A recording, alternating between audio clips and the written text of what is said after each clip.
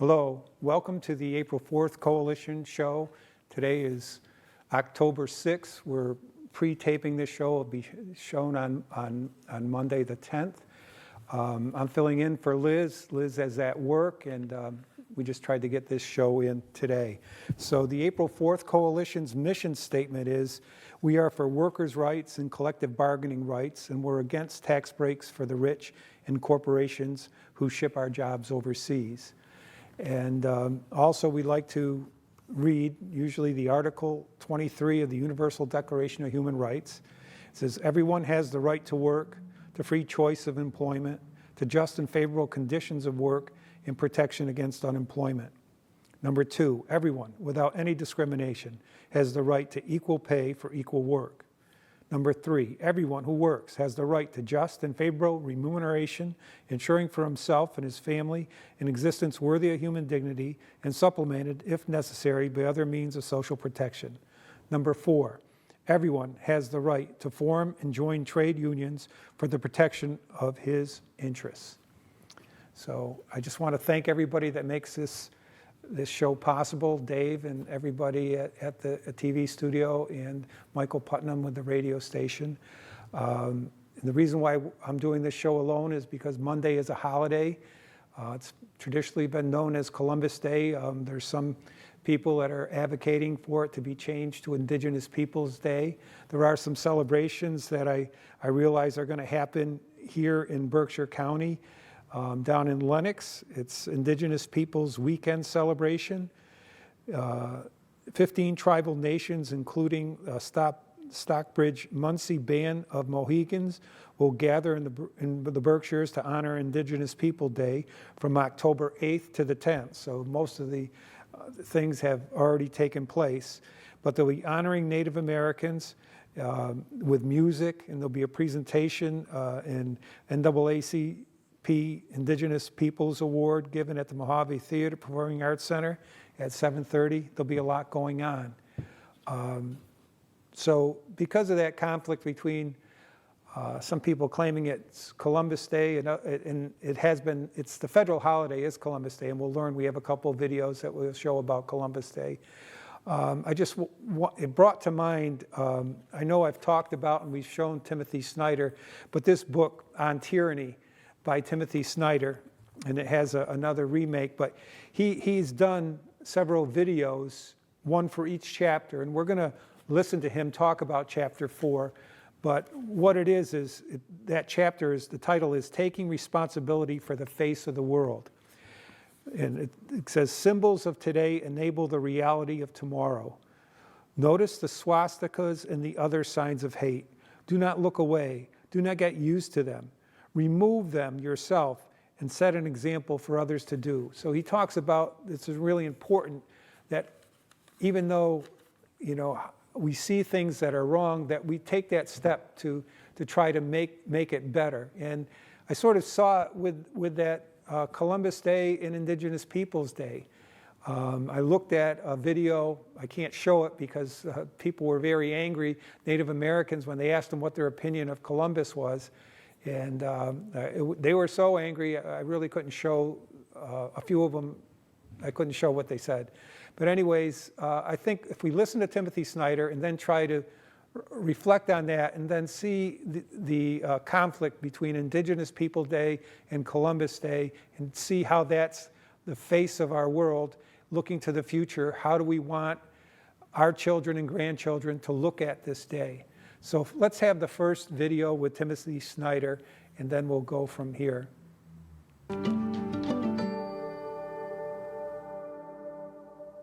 I'm Timothy Snyder. I'm a historian. I wrote a little book called On Tyranny, as well as some other books. What I'm doing in this little series of videos, we're on number 4, is looking back at the 20 lessons of On Tyranny, which I sketched out in 2016.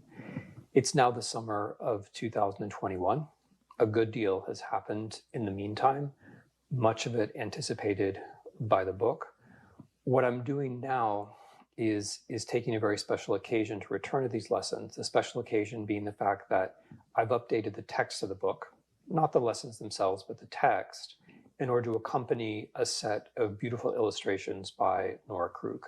So the book On Tyranny is appearing in a graphic edition in October of 2021. And between now and then, I'm going to release these 20 short videos about each of the lessons. I'm going to read a lesson and then make a few remarks about what we have gone through in the last few years and what we might expect in the years to come. So we're now on lesson number 4. Lesson number 4 is take responsibility for the face of the world. The symbols of today enable the reality of tomorrow. Notice the swastikas and the other signs of hate. Do not look away and do not get used to them. Remove them yourself and set an example for others to do so. So this idea of reaching out with responsibility is central to the way that I think about freedom. If we think about freedom in terms of what's easiest for us to do, what we find most convenient in a given moment, of course we're never going to rub away a swastika. At best, we'll look at it with irritation and think, maybe I'll do something about that later. But what if freedom is actually a collective project? What if, in order for each of us to be free, all of us have to do something, if only a little something? And what if the signs that we see, the symbols that we see, little visual aspects of our reality, what if they are moments of choice for each of us and for all of us? This is, by the way, a very important insight by someone who I knew very slightly and admired greatly, Václav Havel. Václav Havel's most important essay, The Power of the Powerless, was written in communist Czechoslovakia, but its insights, I think, are universal. It was his point, and it was the point of many other dissidents, that one has to exercise a bit more responsibility than seems comfortable. And the way to realize that a moment for exercising responsibility has come is these little irritants, right? These things which are slightly wrong about the outside world. So, for example, a swastika. We take part in its existence by seeing it. Sure, you're not the one who painted the swastika, but in some sense, you are partaking in its presence by walking by and doing nothing. This was Havel's point. Havel talked about the general panorama of everyday life and how, in some sense, we all co-produce it. And although each of us as individuals can only do a little to shape it, we're nevertheless making an important decision when we do decide to shape it. It was very cheering to me, very encouraging that, in fact, people did come out to whitewash swastikas. There were an awful lot more swastikas painted in public spaces in the United States of America in late 2016 and thereafter. And there were also groups who quietly, cooperatively, made sure that a lot of those swastikas were covered over immediately. It wasn't surprising to me that more swastikas came up at that particular time. I was glad to see that other people had thought about this lesson, which I'm sure they thought about in their own way, of taking responsibility for the face of the world. I want to make a couple more remarks about symbols, because of course we're at a time where the symbols of the United States, or the symbols of what the United States should be, are hotly contested, which is completely normal, by the way.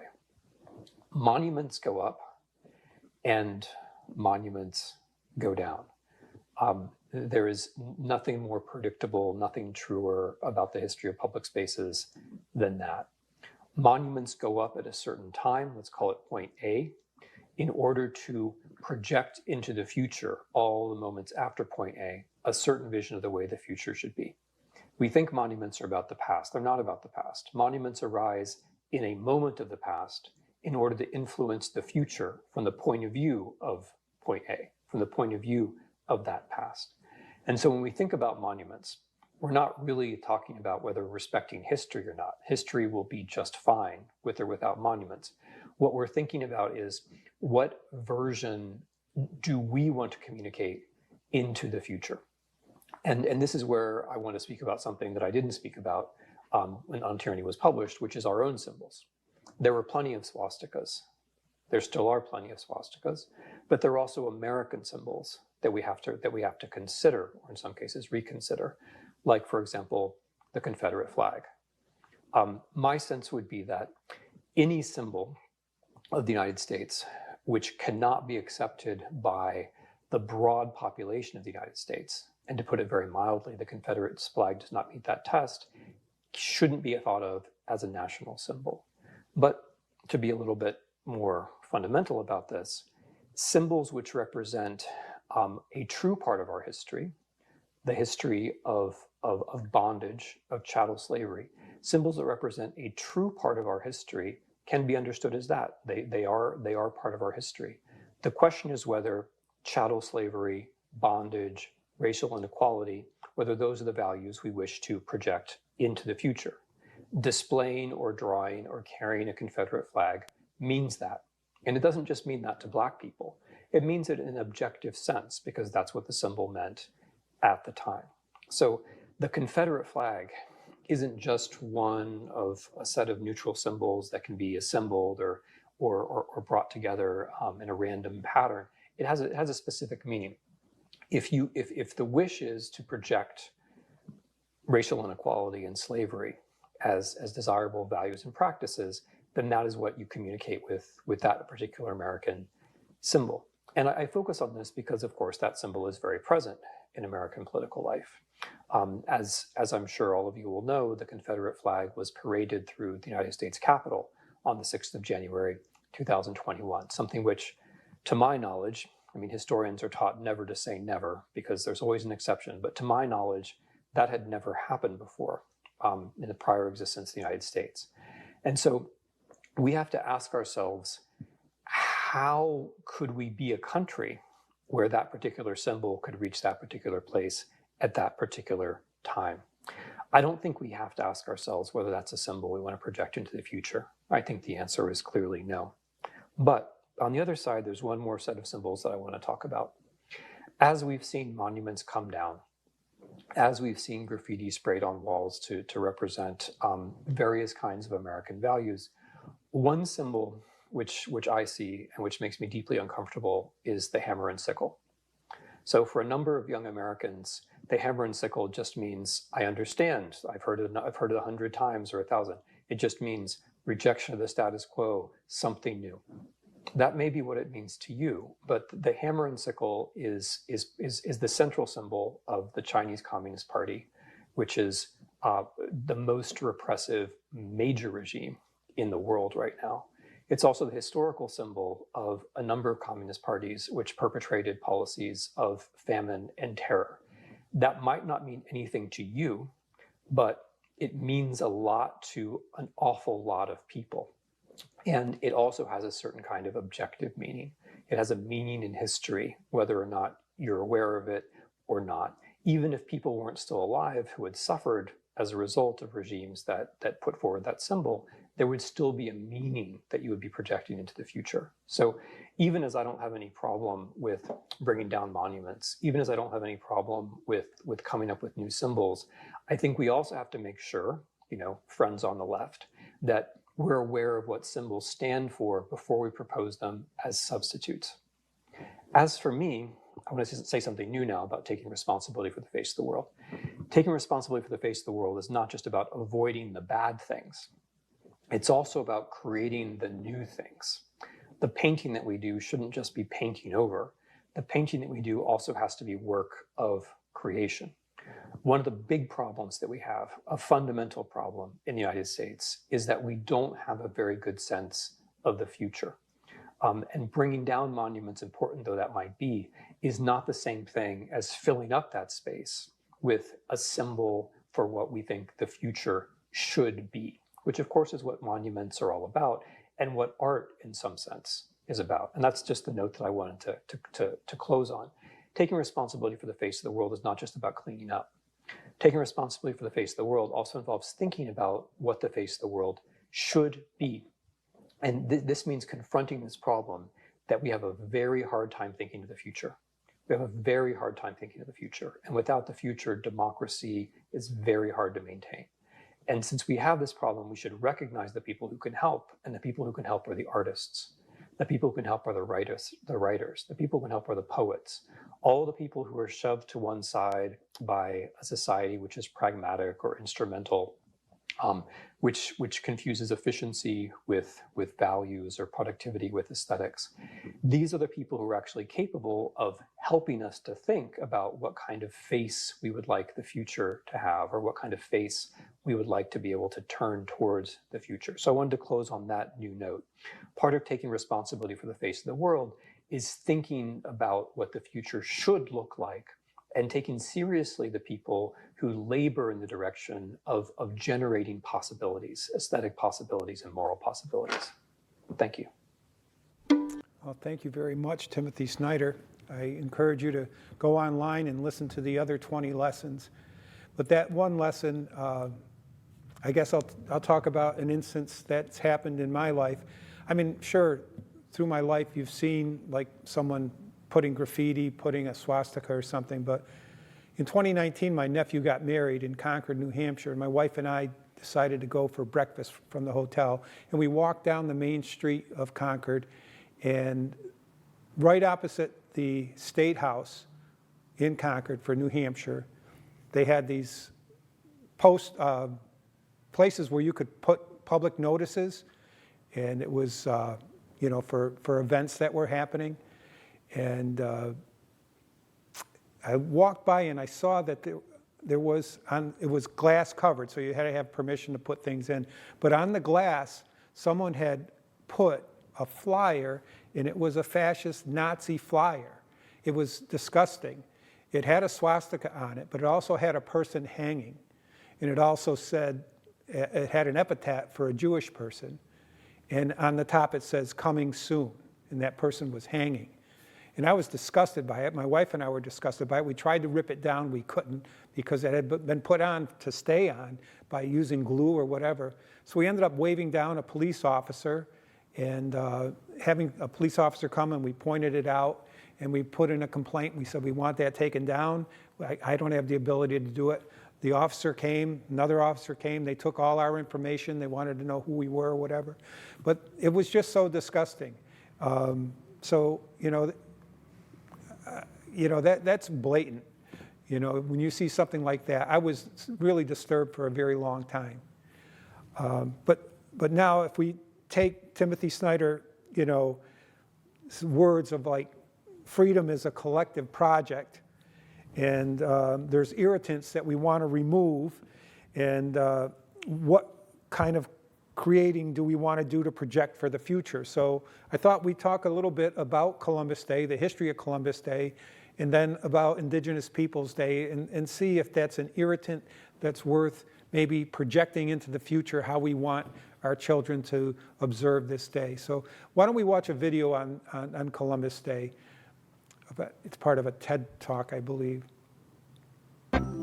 Many people in the United States and Latin America have grown up celebrating the anniversary of Christopher Columbus's voyage. But was he an intrepid explorer who brought two worlds together? Or a ruthless exploiter who brought colonialism and slavery? And did he even discover America at all? It's time to put Columbus on the stand in History versus Christopher Columbus. Order in the court.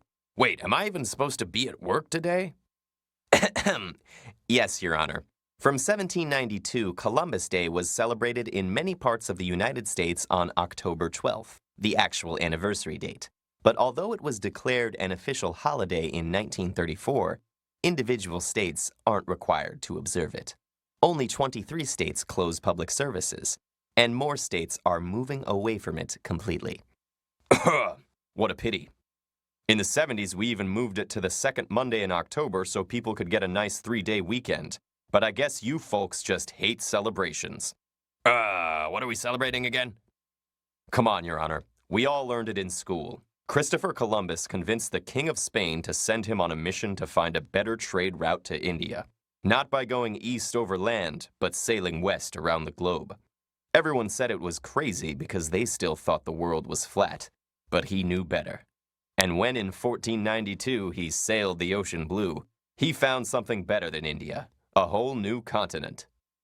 What rubbish. First of all, educated people knew the world was round since Aristotle. Secondly, Columbus didn't discover anything. There were already people living here for millennia. And he wasn't even the first European to visit. The Norse had settled Newfoundland almost 500 years before. You don't say, so how come we're not all wearing those cow helmets? Actually, they didn't really wear those either.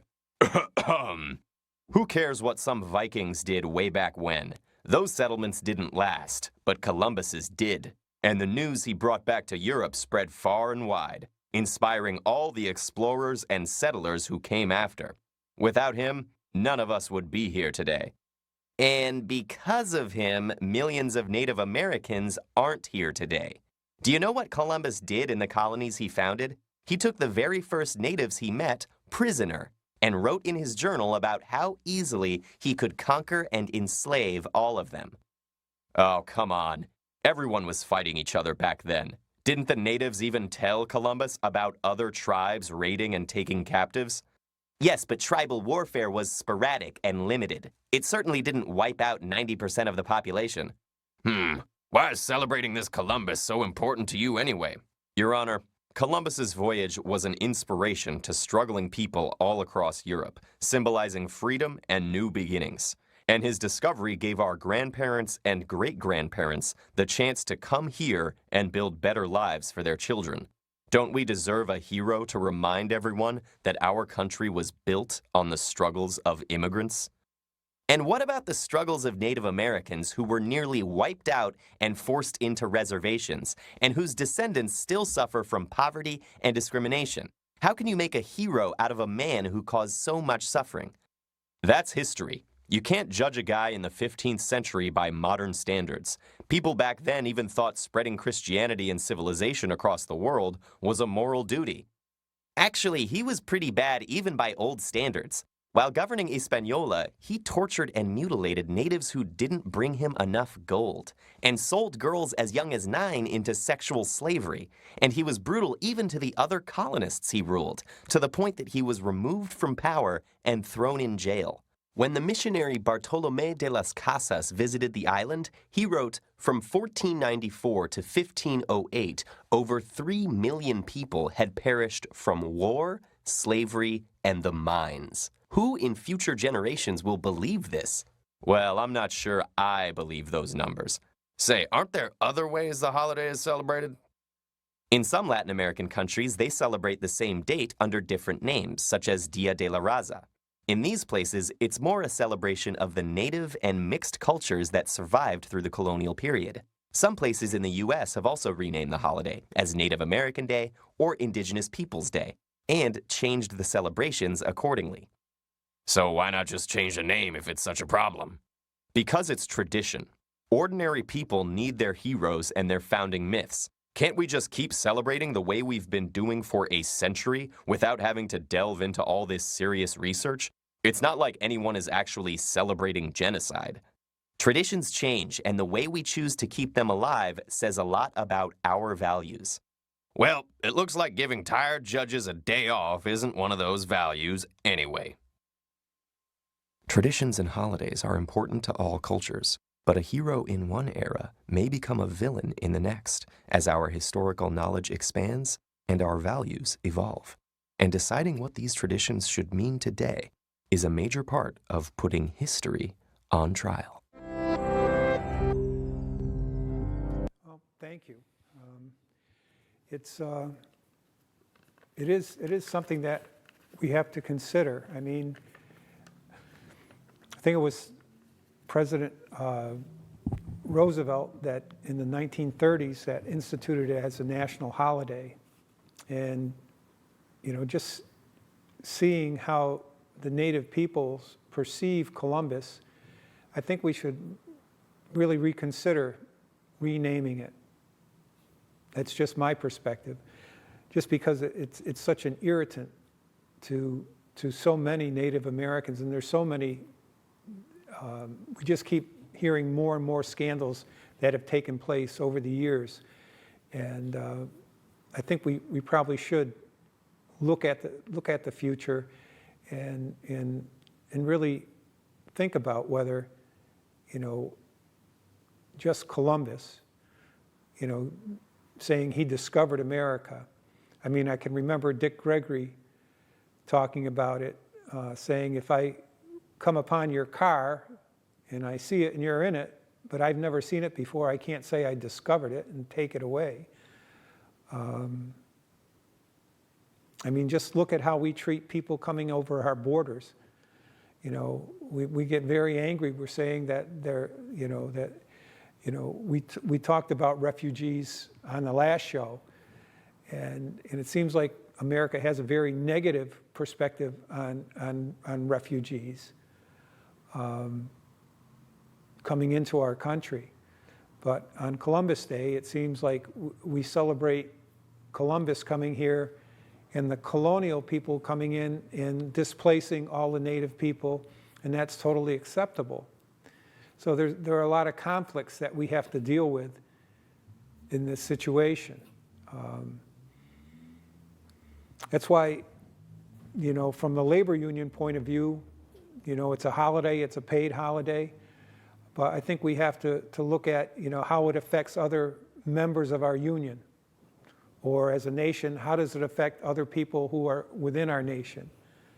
I know I grew up in a home where my parents spoke a dialect of Italian, and it seems that the Italians have latched onto Columbus Day as like an Italian holiday. I think, probably during the 30s, a lot of Italians weren't feeling very welcomed in this country. And maybe Roosevelt felt, yeah, maybe we should give a holiday to Christopher Columbus and try to help the new Americans, the Italian-speaking Americans, let them feel like, yes, they do have a holiday for someone of their nationality. But I think we have to look at it and see what it's projecting to the future, not looking at the past. So we'll just hope that you enjoy the holiday. I hope you celebrate it and you're at peace with the people around you. And I hope we can work to bring power to the people and remind you to vote in the upcoming election in November. Pretty soon the early ballots will be coming out. And in the next few shows, we'll probably concentrate on who's running and what the ballot questions are, and try to give the perspective of labor on these issues. So we'd just like to say thank you for all tuning in. And whether you're celebrating Columbus Day or whether you're celebrating Indigenous People Day, please have a very peaceful holiday.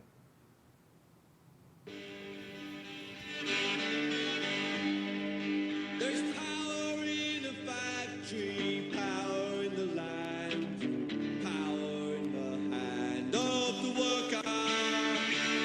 But it all amounts to nothing if together we don't stand. There is power in our union. Now the lessons of the past were all learned with workers' blood. Mistakes of the bosses we must pay for.